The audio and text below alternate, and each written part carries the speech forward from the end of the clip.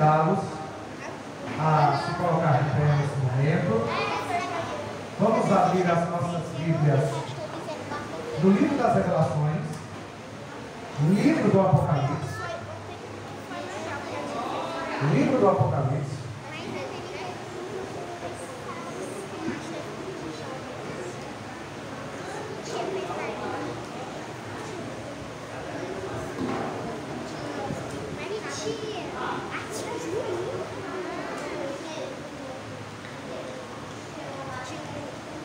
Glória a Deus.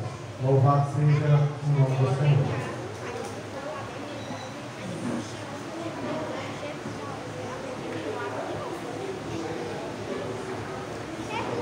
Glória a Deus. Apocalipse,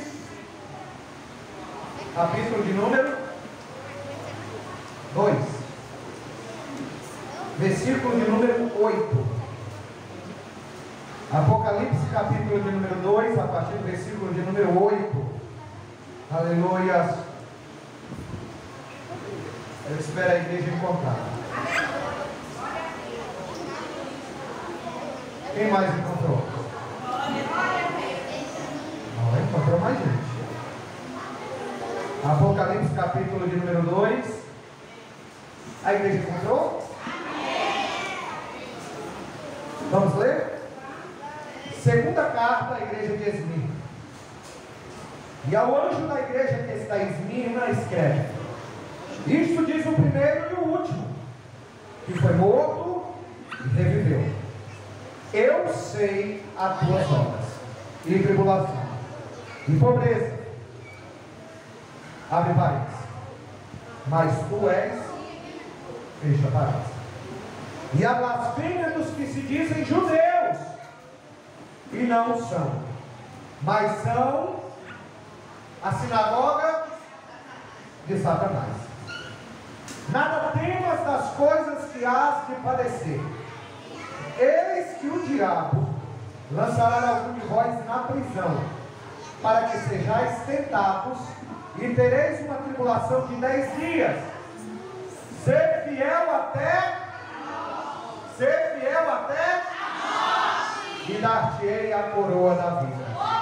Quem tem ouvidos, o que o Espírito diz às igrejas. O que vencer não receberá o dano da segunda morte. Amém? As crianças agora vão entrar na salinha, em nome de Jesus. Deus abençoe. Graças a Deus. E nós vamos orar nesse momento. Fecha teus olhos, inclina a tua cabeça e vamos falar com o nosso Pai. Amém? Soberano, eterno, poderoso, majestoso Deus, Pai Criador dos céus e da terra, Senhor, estamos na tua presença para te enaltecer e te pedir.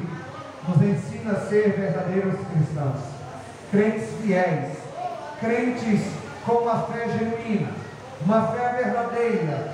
Deus amado, Deus querido, em nome de Jesus, faz desta igreja, Senhor, uma igreja missionária. Aviva, Senhor, a tua obra. Enche-nos, Senhor, com o teu Espírito Santo. Senhor, em nome de Jesus, vem salvar vidas. Vem fazer, Senhor, o que nós não podemos fazer. Vem, Senhor, nos tomar pelas mãos. Usa, Senhor, a nossa vida. Pai, nós precisamos e nós dependemos completamente de Ti, porque sem Ti nada somos, nada podemos fazer. Espírito Santo de Deus, Espírito da verdade, aquele que chegou desanimado, aquele que chegou entristecido, Espírito, toca nele, toca nela, aviva, Senhor, faz o impossível se tornar possível.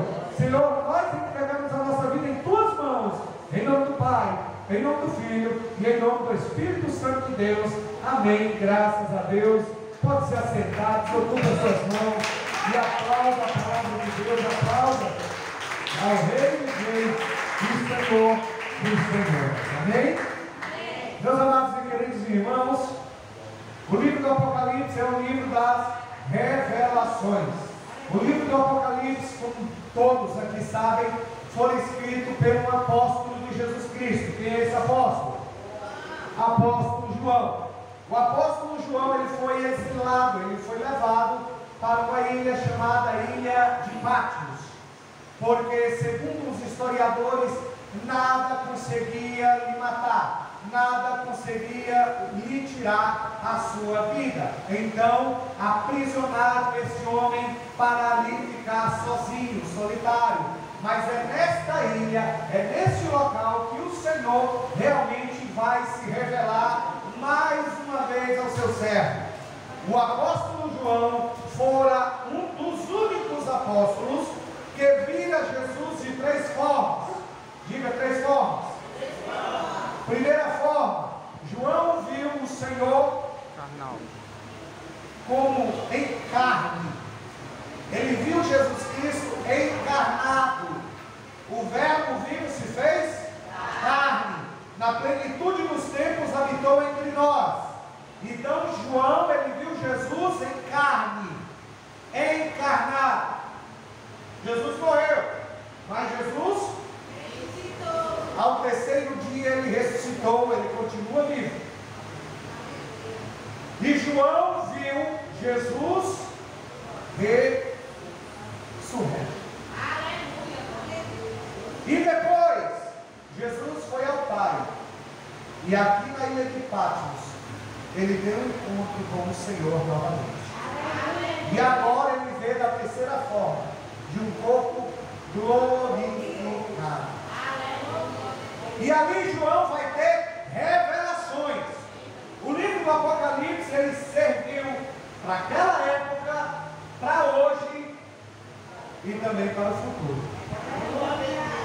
E ali João, naquela ilha, o Senhor se revela a ele. E ali ele vai ter visões, ele vai ter revelações, e ele vê o Senhor com o corpo glorificado, andando no meio da igreja. Você vê que não é o pastor andando no meio da igreja, você vê que não é os membros. Não é. Quem anda no meio da igreja, quem é? Jesus.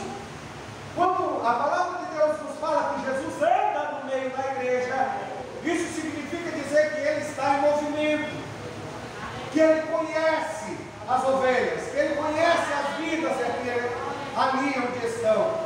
Ele conhece o levantar, o deitar, o assentar, ele conhece tudo, ele sabe de tudo. Ele passeia no nosso meio. Nós não estamos ao léu, nós não estamos aqui sem a presença do Todo-Poderoso. A Bíblia diz, onde houver dois ou três, ali ele está presente. Jesus está no meio. E Jesus, ele vai se reportar, ele vai pedir para que o seu servo João envie mensagens ao anjo de cada igreja. O anjo aqui é a líder, o anjo aqui é a liderança, é o pastor que estava em cada igreja. Estas igrejas ficavam localizadas na Ásia Menor. Hoje em dia é conhecida como a Turquia. E o Senhor Jesus mandou cartas, pediu para que enviasse carta, pediu para que enviasse mensagens. Por quê, pastor? Porque Jesus se preocupa com a sua igreja. Jesus se preocupa com as suas ovelhas. Jesus se preocupa com o seu povo. E através das mensagens, o Senhor vai querer tratar sobre algo específico, sobre cada uma daquelas igrejas. Algumas igrejas, meus amados irmãos, só tinha coisa ruim, a qual o Senhor vai exortar. Mas até a exortação do Senhor é uma forma de tratar com amor, porque o pai só exorta o filho a qual ama. E às vezes, quando a pessoa é exortada, ela vê aquilo com maus olhos, ela vê aquilo como uma afronta. Às vezes, quando se vê uma exortação, o que a pessoa diz? Eu não piso mais, eu não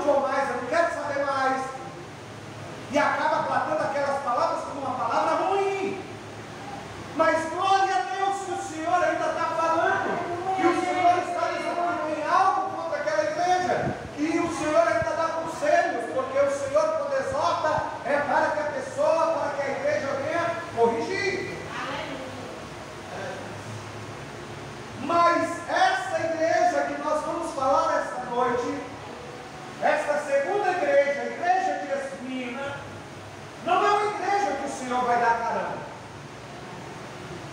É uma igreja que o Senhor vai fazer elogios. É uma igreja que o Senhor aqui, irmãos, vai tratar completamente diferente das demais. Porque o Senhor, Ele trata cada um de forma individual. E esta igreja, olha só o que o Senhor Ele vai dizer. E ao anjo da igreja, ao pastor, ao líder, a pessoa que está na frente daquela congregação, daquela igreja, que está em Esmirna. Vamos trabalhar no nome Esmirna. Esmirna significa mirra. Mirra, irmãos, tem uma essência maravilhosa. Aquela cidade era uma cidade portuária. Aquela cidade era uma cidade turística. Aquela cidade era uma cidade belíssima. Era uma cidade, irmãos, com campos floridos, perfumada. Era uma cidade a qual o Império Romano havia o controle, aonde havia um monte bonito, mas em cima desse monte havia vários templos, aonde se adorava deuses, que para nós não são deuses coisa nenhuma. E esta igreja, ela surgiu no final do primeiro século. Pastor, o que é um século? 100 anos. No primeiro 100 anos, esta igreja surgiu. No final do primeiro 100 anos. E ela teve uma duração de 250 anos, de quase 3 séculos. Esmirna, como eu dizia, significa mirra, da qual tem uma essência agradável, um aroma agradável, mas um gosto amargo. Gosto amargo. Vocês vão entender por que eu estou dizendo isso. Isto diz o primeiro e o último. Quem está falando? Ele é o primeiro e o último. É o alfa e o ômega. Ele é o início de tudo e ele é o fim de tudo. Muitas pessoas começam com você, mas não chega nem na metade. O Senhor, antes de você iniciar, Ele já era. E quando você terminar, Ele vai continuar sendo. Ele vai estar com você no começo, no meio e no fim. E depois no fim. Porque Jesus, Ele é poderoso. E Ele vai dizer que foi morto. Ou seja, no original significa passou um tempo morto. Estava um tempo morto. Foi apenas um tempo, mas Ele ressuscitou. E Ele está vivo. Porque quem está escrevendo essa carta está conversando com Jesus. Ele não está mais morto. Ele agora está vivo. Está com o corpo glorificado. Eu sei as tuas obras e tribulações e pobreza. Pastor, peraí, o senhor disse que era uma cidade portuária, é uma cidade belíssima. Uma cidade pobre? Não. Esta igreja estava pobre financeiramente. Por quê, pastor? Porque ser crente nessa época, ser cristão nessa época, não era fácil. Havia perseguição. Muitas vezes hoje nós pensamos que somos perseguidos. Muitas vezes quando alguém passa por nós, vira o rosto, pisa no nosso pé, deixa de falar, deixa de dar a paz do Senhor, não cumprimenta, não liga, não procura saber como é que está. A pessoa diz, eu estou sendo perseguido, eu estou sendo caluniado, eu estou sendo injuriado, eu não vou mais, isso foi direta para mim, isso foi, sabe? E começa a dizer que está sendo perseguido. Deixa eu te contar um pouco como era essa perseguição. Olha, a partir de hoje tu vai ter que blasfemar contra o teu Deus, não blasfema. Ai, não blasfema? Pois a partir de hoje você não tem mais nada. Hoje vivemos em uma em uma democracia, se diz que é uma democracia. Hoje vivemos aonde podemos lutar pelo direito da posse, pelo direito da propriedade, porque existem legislações para isso, existe uma Constituição que garante isso. Aqui, nessa época, não. O que você tem não é seu, é do governo, é do Estado, é dos poderosos. Da mesma forma, ele chega lá e toma a força. Você fica sem nada. Achou ruim? Vai para a prisão. E é uma prisão que não tem dignidade nenhuma humana. Era uma prisão onde a pessoa saía leproso, doente, morto. Não existia direitos humanos. Ah, só isso, pastor? Não. Era lançado nas arenas. Eram comidos por leões.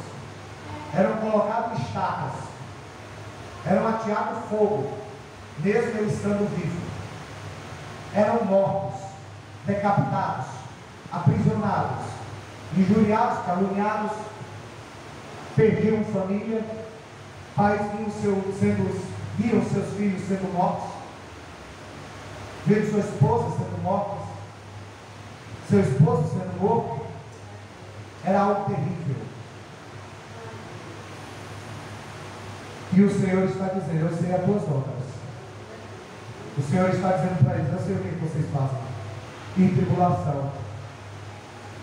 O Senhor está dizendo: eu sei o que vocês estão passando, eu sei a dor que vocês estão carregando. Muitas vezes nós, como estamos passando por luta, por tribulação, nós chegamos até a pensar: Deus, será que o Senhor não está me vendo? Deus, será que o Senhor não está nos ouvindo? Eu tenho clamado, eu tenho orado, e quanto mais eu oro, quanto mais eu busco, quanto mais eu peço, mais lutas, mais tribulações, mais afrontas, mais perseguição, é por muralha, é gigante, é afronta, é isso, é aquilo. Meu Deus, parece que não passa. Lembre-se de João 16:33, temos dito isso, que no mundo tereis aflições, temos dito isso para que nem tenhais paz. No mundo tereis aflições, mas tem de bom ânimo. Eu venci o mundo. Jesus sabe e entende a nossa dor. Jesus entende a nossa angústia. Jesus entende quando nós estamos tristes. Ele sabe, Ele nos conhece perfeitamente. Jesus está dizendo para aquela igreja: eu conheço a tribulação de vocês.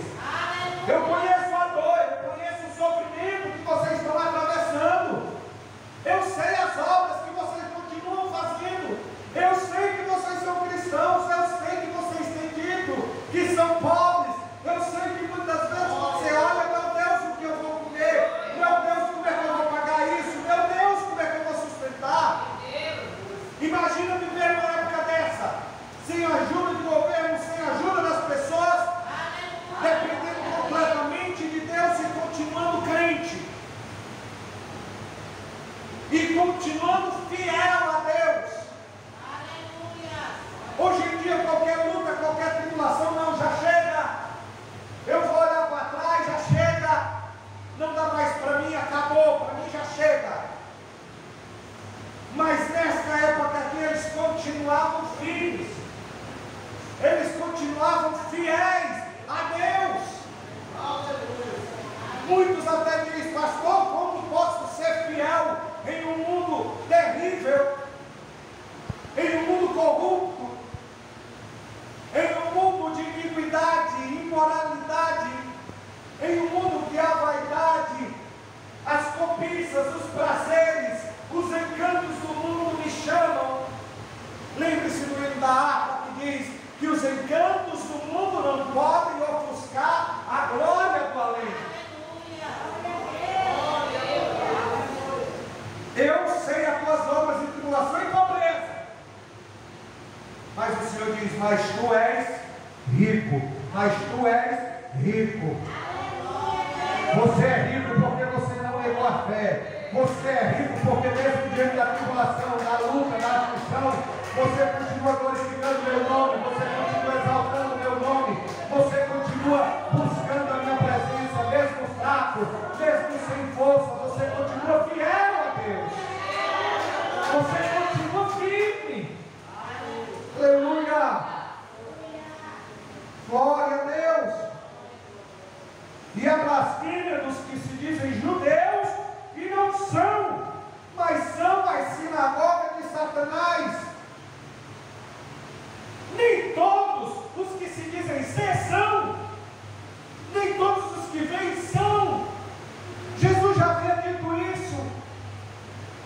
Havia muitos cristãos, agora muitos judeus, que guardavam a lei de Moisés, que agora estava vindo para o cristianismo, que agora se autodenominavam cristãos,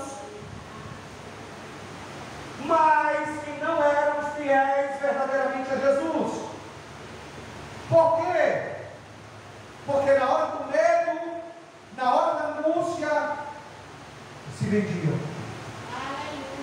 Este povo, esse povo desse livro, tinha entre eles alguns que se diziam ser judeus, mas que na hora da perseguição, não, eu não, e se vendia, se trocava. E o Senhor conhece quem é e quem não é. Por isso, meus amados, muitas vezes a perseguição, ela é necessária, triste, cruel, mas necessária.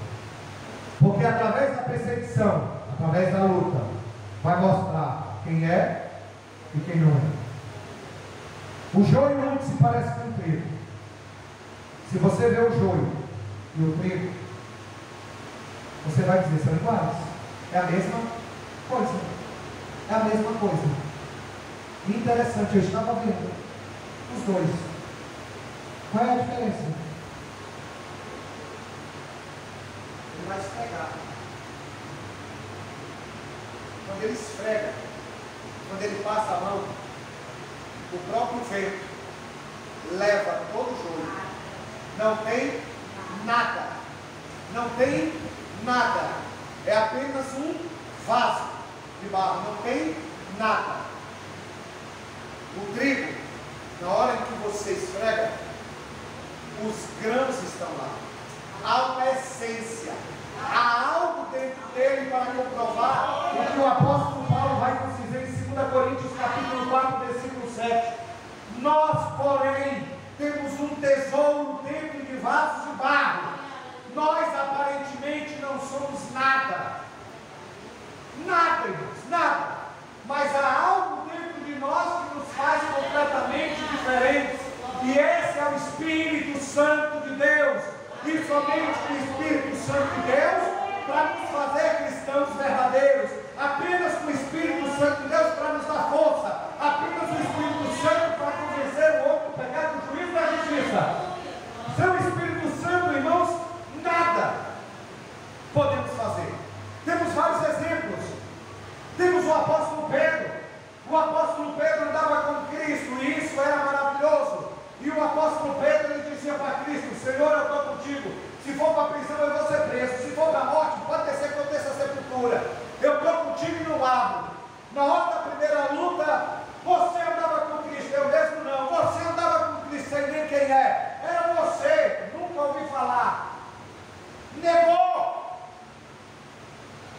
E aquilo lhe deixou mal. E aquilo ele pensou que ele não era nada. E aquilo ele pensou, puxa vida, neguei meu mestre, para mim não dá mais. Para mim acabou. Mas Jesus, depois que ressuscita, vai atrás de seu, porque Pedro era importante no ministério. Havia uma promessa na vida dele. Pedro, eu sabia que tu ia me negar, por isso que eu roguei ao Pai. Eu sabia. Mas ele, não somente para Pedro, mas para todos os demais, ficar em Jerusalém até que do alto vocês sejam revestidos. No original, vocês vão receber mega dunamis, ou seja, poder em movimento. Na hora que vocês saírem para pregar o Evangelho, indo pregar o Evangelho, os que creem, se vocês estão indo pregando o Evangelho, vocês creem, e os sinais vão acompanhando vocês. Não se preocupe no que vocês vão falar. E Pedro, irmãos, depois que recebeu o Espírito Santo, na hora que estava pregando, foi dado uma ordem para eles: a partir de hoje não é para pregar mais. Não é para pregar mais? A quem importa obedecer a Cristo ressurreto é vocês. Eu continuo pregando e vou continuar falando do amor de Cristo. Pedro agora estava ousado, porque ele estava cheio do Espírito Santo de Deus. O pastor desta igreja chamava-se Policarpo. Diga Policarpo. Era pastor desta igreja. E a história vai nos falar um pouco de quem é esse líder. Hoje em dia, irmãos, há muitos escândalos no meio dos cristãos. Muitos escândalos. Você vê quando acontece um escândalo entre um membro, é uma coisa. Mas quando há um escândalo por parte da liderança, por parte de quem está no púlpito, por parte daquele que está na frente, a gravidade é muito maior, porque vai atingir não apenas algumas pessoas, mas uma rua, um bairro. Você viu a igreja tal, você viu a liderança tal. O líder ele vai refletir muito nas ovelhas. O líder ele vai refletir muito sobre o seu público, sobre o seu povo. O diabo ele se levantou de uma forma terrível.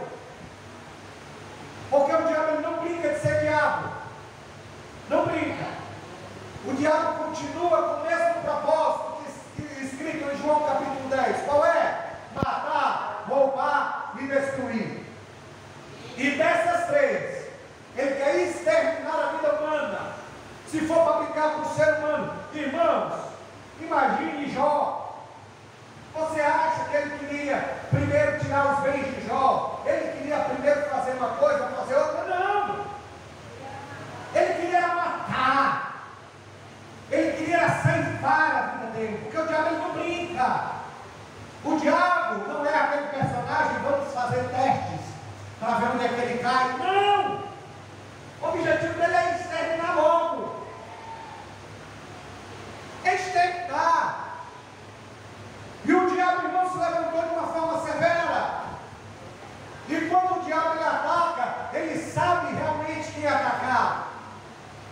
Você, coluna da tua casa, coluna dentro da tua família, agora, se não sabia, agora você deve ter a ciência, o conhecimento de que o porquê você é tão atacado, porquê você é tão perseguido. Porque você é a coluna da tua casa. Aqui nós temos uma pessoa que entende mestre de obra. Quando a pessoa ela vai destruir uma casa, que ela vai colocar abaixo, certamente ela vai procurar as partes mais firmes para que as outras realmente venham ao chão mais rápido.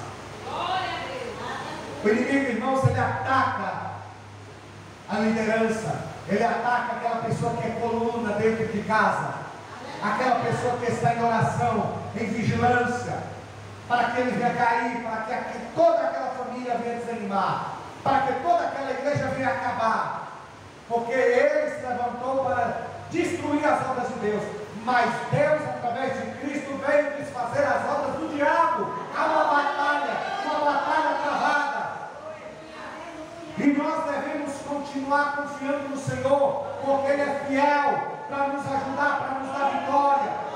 Veja, meus amados irmãos, o que vai acontecer aqui. Vai haver uma perseguição contra a vida de Policarpo, mas nenhuma perseguição acontece sem antes Deus revelar. Deus já havia manifestado o que iria acontecer com as igrejas. O Senhor já sabia o que ia acontecer. É por isso, jovens, senhores, senhoras, em que aqui estão nesta noite, por isso que é importante ouvir a palavra de Deus, guardar a palavra de Deus no nosso coração, porque às vezes Deus está fazendo alerta, muitas vezes Deus está trazendo uma mensagem, Deus está tratando com a sua igreja, e a sua igreja às vezes está desapercebida, está desatenta, e às vezes tudo que foi pregado, tudo que foi ministrado, está acontecendo. Puxa vida, o que foi aconteceu? Deus falou, mas às vezes estava desapercebido para poder ouvir. Deus estava falando com a igreja da Esmirna, Deus estava falando com aquela igreja e estava dizendo: nada temas das coisas que hás de padecer.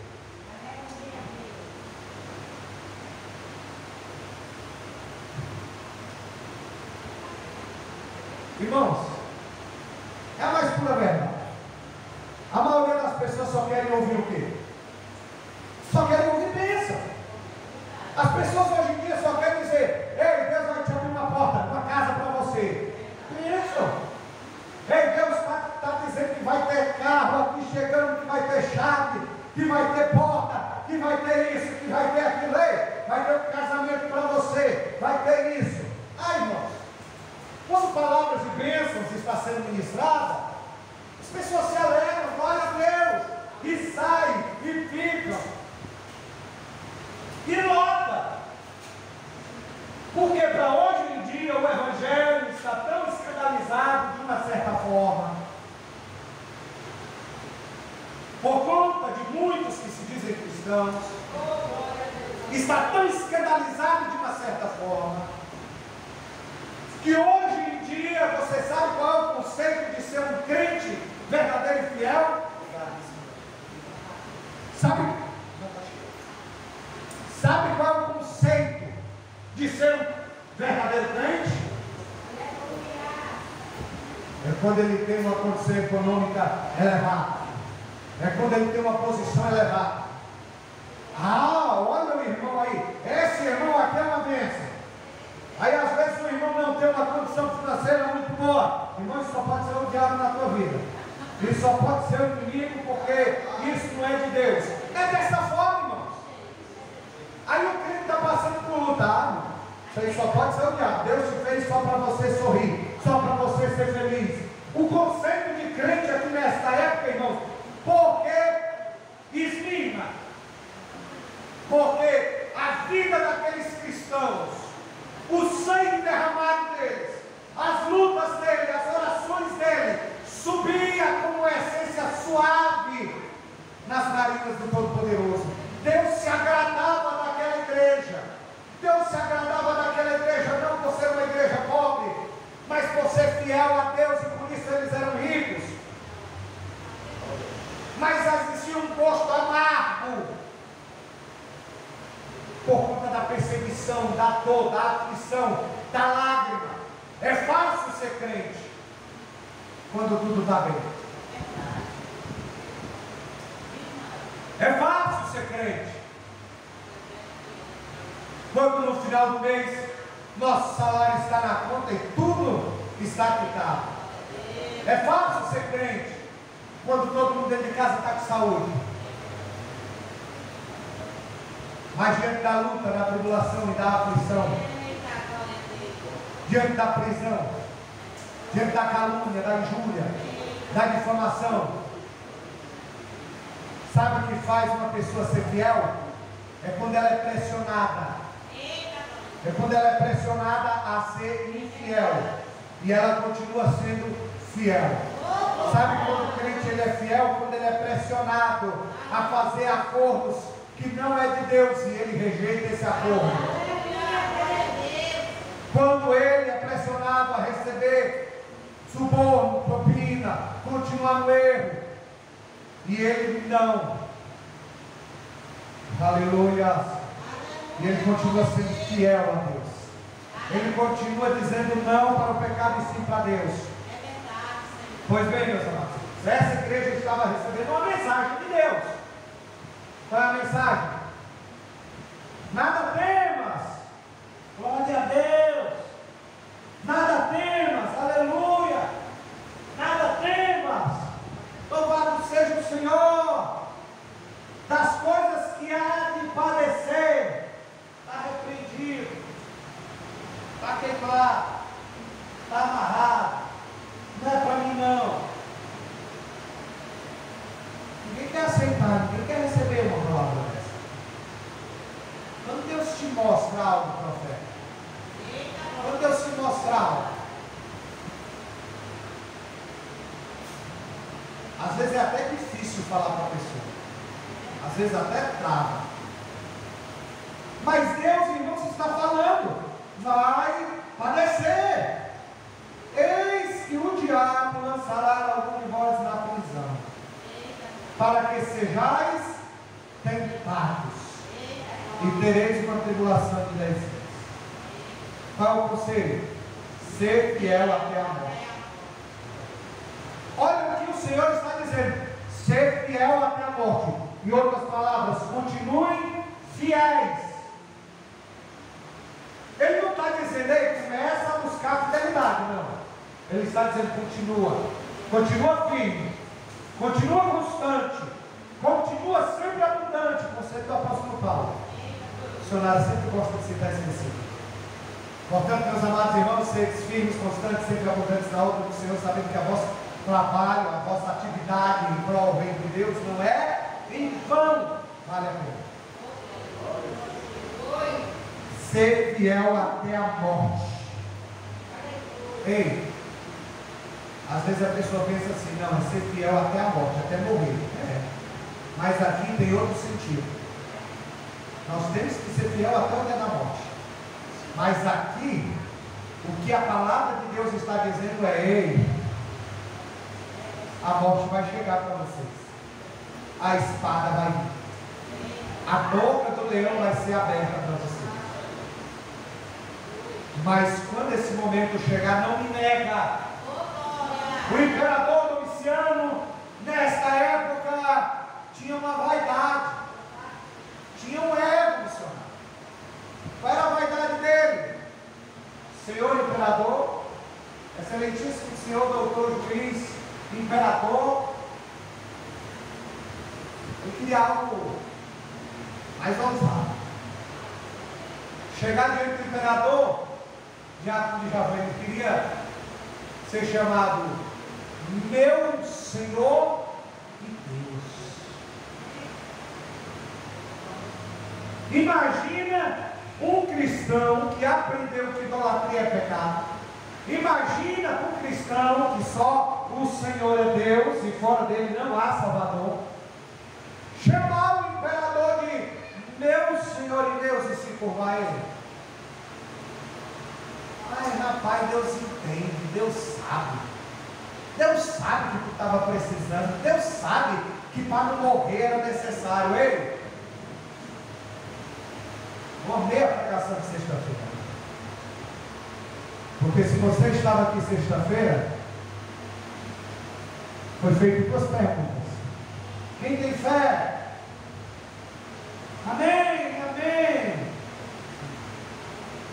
Quem está disposto a morrer agora? Aí o amém diminuiu, não foi? O amém diminui. O amém diminui.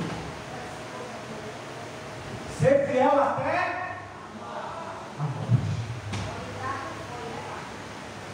E aí, missionário, foram atrás desse líder. Segundo a história, ele saiu da cidade, não porque ele não quisesse morrer, mas pelos seus amigos, que não queriam que ele morresse. Mas aqueles que confiam no Senhor não têm medo de morrer, não têm medo da morte. Falar aqui nesta noite para cada um: será que você tem medo da morte? Será que você estava disposto? Ai, não, só passar. Porque às vezes aquele que diz eu não tenho, eu vou, muitas vezes acaba negando. E aqueles que dizem eu não sei, talvez eu negasse, mas na hora H não nega, porque o Espírito Santo é que dá força e coragem. Foram atrás de Policarpo e os amigos levaram para o campo. A guarda, a comitiva chegam lá,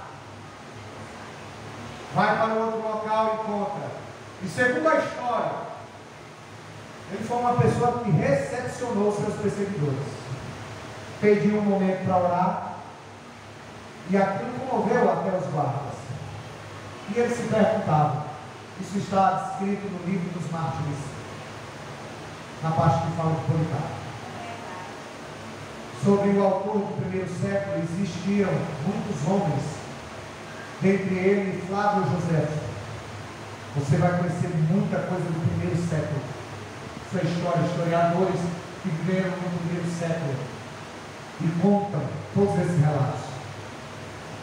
E Policarpo foi conduzido. Policarpo já era um homem de idade bastante avançada, já era um senhor de 86 a 90 anos de idade, e ele foi levado até a arena. Chegando até a arena, as pessoas olharam para a idade dele, e aquele que conduzia através dos gritos das pessoas que estavam na arena: mate, queime, foi-lhe dado uma oportunidade. Policarpo, você não precisa morrer, basta apenas negar, basta apenas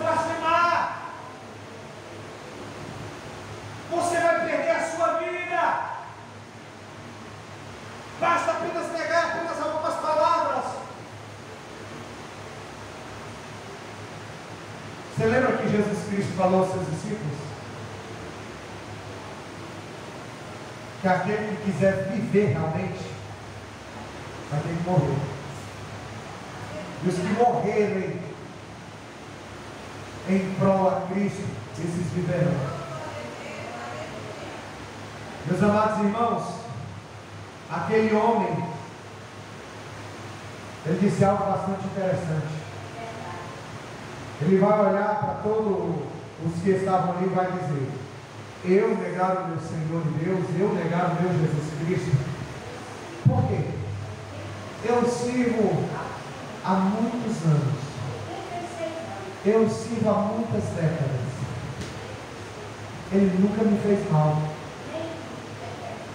E agora nessa idade eu vou negar ele? De jeito nenhum. Eu sempre pregava sobre ele, eu sempre incentivei a minha igreja sobre ele.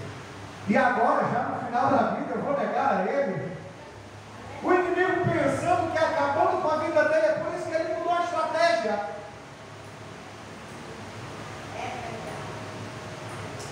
Se eu destruir Policarpo, se eu matar Policarpo, os outros vão ficar com medo, vão fugir e vão negar também. Presbítero Evanildo, presbítero Nelson, eles vão negar. Aí a estratégia do diabo. Mas se enganou o diabo, pensando que Policarpo ia se negar.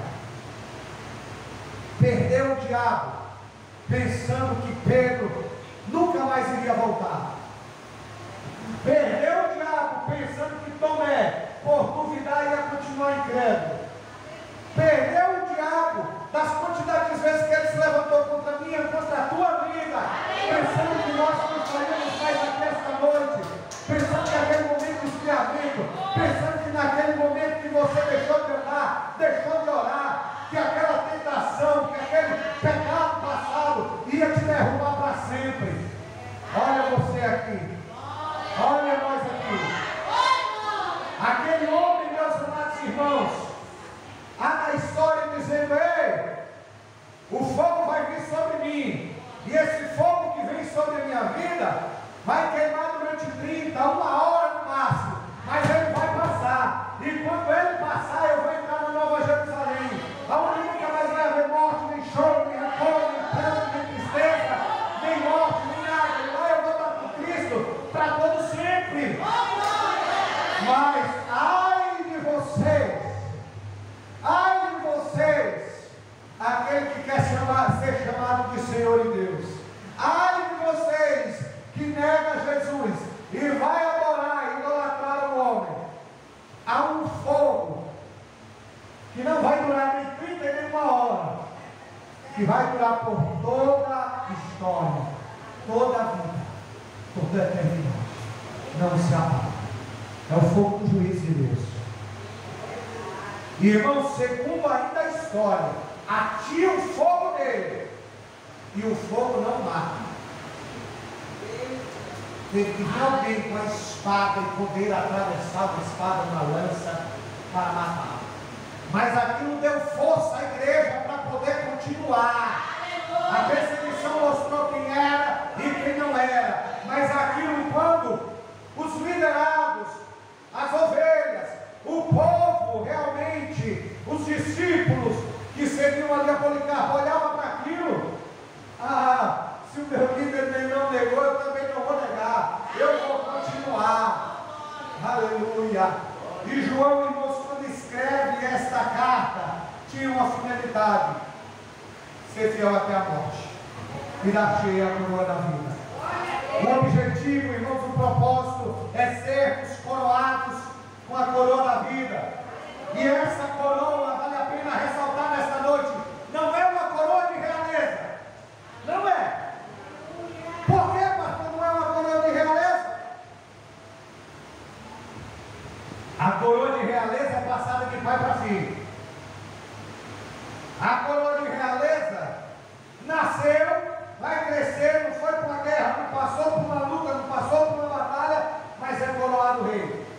Essa coroa aqui, o apóstolo João, quando ele vai falar, ele está tratando daqueles guerreiros que vão realmente numa batalha, no atletismo, vão correr,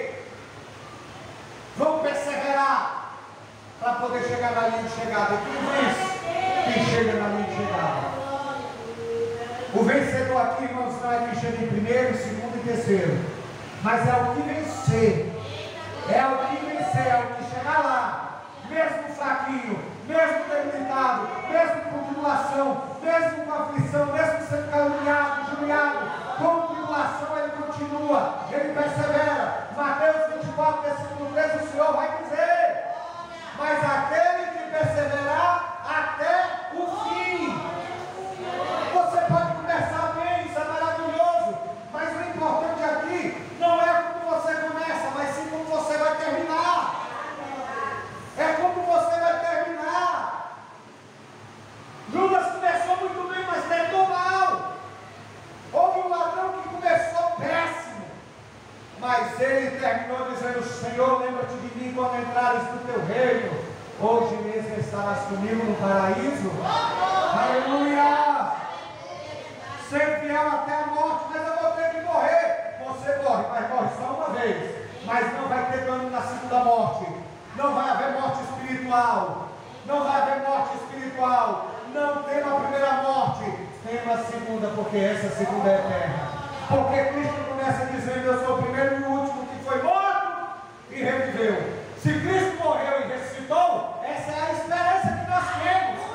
E com Ele vamos morrer, mas também vamos ressuscitar. E se Jesus voltar hoje, nem pela morte vamos passar. Vamos ser transformados através do arrebatamento que está próximo a acontecer. E esta mensagem era só para eles. Quem tem ouvidos, ouça o que o Espírito diz às igrejas: o que vencer não receberá o dano da segunda morte. Por isso, seja fiel, seja constante, volte e seja firme nos caminhos do Senhor. Não desanima por nada, não te entristeça por nada. A tua alegria é o Senhor, o teu escudo é o Senhor, a tua vitória é o Senhor. Busca o Senhor. Tem alguém, irmãos, nesta noite que quer fazer uma nova aliança com o Senhor? Senhor, eu estava tão fraco, Senhor, eu estava tão desanimado, mas hoje eu quero me reconciliar, eu quero voltar para a tua casa. Tem alguém? Todos cristãos, se tiver, pode vir que nós vamos orar. Se não tem, que Deus realmente venha abençoar poderosamente a todos, e pode aplaudir ao Rei dos Reis e o Senhor do Senhor. Que essa igreja, a igreja de Esmirna, seja um exemplo para cada um de nós. Amém? Amanhã, amados irmãos, estaremos em culto de oração, clamor, e vamos orar daquela mesma forma. Quem está na palavra amanhã, pastor? Na segunda-feira vamos tirar a palavra, vamos deixar a palavra para o culto de doutrina, para o culto de cura divina e libertação amanhã, os 3 hinos da harpa, e depois dos 3 hinos da harpa, clamor, clamor, clamor. Vamos nos ajoelhar, sentados em pé, e vamos orar, porque a igreja que ora tem vitória. Amém? Terça-feira é ensaio? Não. Quarta-feira, culto de doutrina. Quinta-feira, entrega de sopão. Entrega de sopão, antes das 6 horas, é para estar. Sei lá? Ou não? Pode ser lá? Nome da rua? Rua Rio Tocantins. Pertinho ali da Areninha, né? Do outro lado, na casa da irmã Roberta. Quem sabe onde é a casa da irmã Roberta? É a mesma calçada. Você não sabe, é só onde ali a Areninha, onde estiver fazendo zoado, ali vai ser a gente, em nome de Jesus. Né? Em nome de Jesus, onde tiver um movimento ali, vai ser a igreja pentecostal Tocha Viva lá. Aí depois a gente retorna para lá, né? Hã? Eita Jesus, aí pode.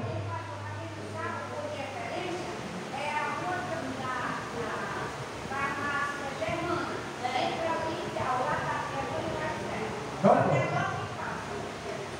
É aqui nessa rua aqui direto, né? Nessa rua aqui direto ali. Depois da avenida. Depois da avenida você já vê ali a casa da irmã Rafael. Então, antes de 6 horas, a gente vai estar chegando lá, se Deus assim permitir. Sexta-feira, culto de cura divina e libertação. Sábado, consagração pela manhã. Domingo, escola bíblica dominical. E à noite, culto da família. Rodízio, vamos colocar lá no WhatsApp. Aí você vê, em nome de Jesus, lá no nosso grupo. Vamos ficar de pé?